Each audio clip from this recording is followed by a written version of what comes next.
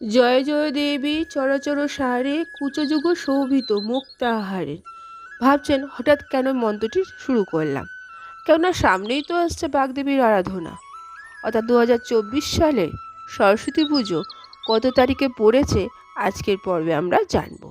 আর ভালো লাগলে অবশ্যই সবার কাছে শেয়ার করে দেবে, আর পাশে রাখা বেল আইকনটিকে প্রেস করে রেখো যাতে পরবর্তী ভিডিও নোটিফিকেশন সবার আগে তোমাদের কাছে চলে যেতে পারে। নমস্কার বন্ধুরা, জ্যোৎস্নার রীতিকথায় আরেকটি নতুন পর্বে তোমাদের সকলকে স্বাগত জানাই। তাহলে চলো দেরি না করে শুরু করা যাক আজকের পর্বটি। সারা বছর ধরে সকলে অপেক্ষা করে থাকে সরস্বতী পুজোর জন্য। বিশেষত শিক্ষার্থীদের জন্য সরস্বতী পুজো খুবই স্পেশাল। সকাল থেকে উপোস করে বাগদেবীর উদ্দেশ্যে অঞ্জলি দেয় তারা। বিদ্যা বুদ্ধি জ্ঞানের প্রার্থনা করে সরস্বতী মায়ের কাছে। মূলত মাঘ মাসের শুক্লা পঞ্চমী তিথিতে বসন্ত পঞ্চমী বা সরস্বতী পুজো হয়। হিন্দু ধর্মের বিশ্বাস অনুসারে এই দিনে মা সরস্বতীর অবতারণা হয়েছিল। তাই প্রতি বছর মাঘ মাসের শুক্লাপক্ষে পঞ্চমী তিথিতে এই উৎসবটি পালিত হয়। পুরাণ মতে এই দিনে মা সরস্বতীর আরাধনা করলে মা লক্ষ্মী ও দেবী কালী উভয়েরই আশীর্বাদ পাওয়া যায়।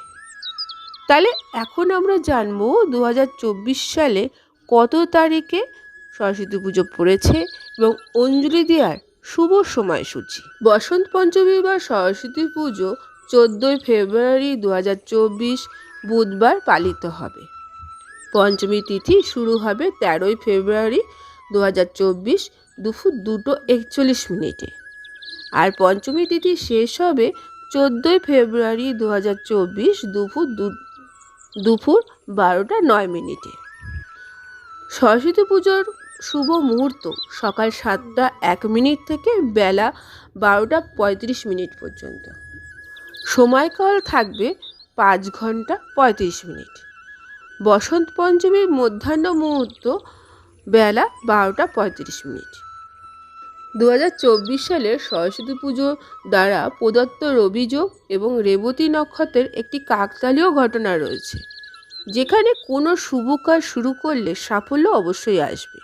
দীর্ঘ সময় ধরে শুভ ফল পাওয়া যায়। রবিযোগ সকাল 10:40 থেকে পরের দিন সকাল 7টা পর্যন্ত চলবে, আর রেবতী নক্ষত্র সকাল 10:43 পর্যন্ত থাকবে। মা সরস্বতীর কৃপায় কর্মজীবনে উন্নতি লাভ করতে পারেন। অধ্যয়ন বা পরীক্ষার জন্য প্রস্তুতি যুবকদের বিশেষ করে এই দিনে দেবী সরস্বতী পুজো করা উচিত। আজকের পর্বটি এখানে শেষ করলাম। আরেকটি পর্ব নিয়ে তোমাদের কাছে পরবর্তী সময়ে আবার হাজির হয়ে যাব। ততক্ষণ তোমরা ভালো থাকো, অপরকে ভালো রাখতে সাহায্য করো।